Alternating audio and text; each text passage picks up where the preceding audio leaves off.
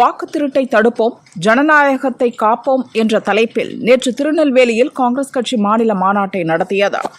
மாநில தலைவர் செல்வ பெருந்தகை, முன்னாள் அமைச்சர்கள் ப. சிதம்பரம், தங்கபாலு, திருநாவுக்கரசர் மற்றும் எம்பிக்கள், எம்எல்ஏக்கள் பங்கேற்றனர். மாலை 5:30 மணிக்கு மாநாடு துவங்கியது. ஆனால் தொண்டர்கள் கூட்டம் கூடவில்லை. இதை முன்கூட்டியே உணர்ந்துதானோ என்னவோ, அரசு பஸ்களில் திருநெல்வேலி, தூத்துக்குடி, தென்காசி மாவட்டங்களிலிருந்து பல 100 பேர் அழைத்து வரப்பட்டிருந்தனர். ஆனால் இருட்ட துவங்கியதும் அழைத்து வரப்பட்டவர்கள் கிளம்பிவிட்டனர். மாநில தலைவர் செல்வ பெருந்தகை பேசும்போது மாநாடு நடந்த இடம் வெறிச்சோடி காணப்பட்டது. ஒரு கட்டத்தில் 90% அதிகமான சேர்கள் காலியாக கிடந்தன. மேடையில் இருப்பவர்களை விட கீழே இருக்கும் தொண்டர்களின் கூட்டம் குறைவாக இருந்தது.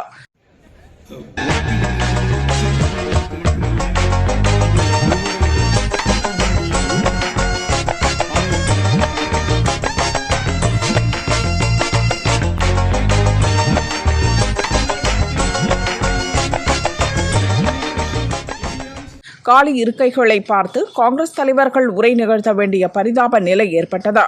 ஆனால் மற்ற மாநிலங்களை விட தமிழ்நாட்டில் மிக சிறப்பாக மாநாட்டை ஏற்பாடு செய்து நடத்தியதாக மேலிட பார்வையாளர் கிரீஷ் சோடங்கர் பேசினார். அதற்காக செல்வ பெருந்தகைக்கு நன்றியும் சொன்னார். அவரது பேச்சை கூடியிருந்த கொஞ்ச நஞ்ச தொண்டர்களும் உள்ளூர் மக்களும் நம்முட்டு சிரிப்புடன் கேட்டுக்கொண்டிருந்தனர். மற்ற மாநிலங்களில் இல்லாத அளவில் மிகச் சிறப்பாக இங்கே பண்டிகைக்கிறார்கள் இந்த கூட்டத்தை என்று என்னிடம் கூறினார். I am very thankful to Mr. President and all the leaders of Tirunelveli. நான் இதற்காக மிகவும் நம்முடைய மாநில தலைவர்களுக்கு என்னுடைய நன்றியை தெரிவித்துக் கொள்கிறேன். அவருடன் கூட இருந்து ஒத்துழைத்த அத்துணை திருநெல்வேலி மாவட்ட தலைவர்களுக்கும் நாடாளுமன்ற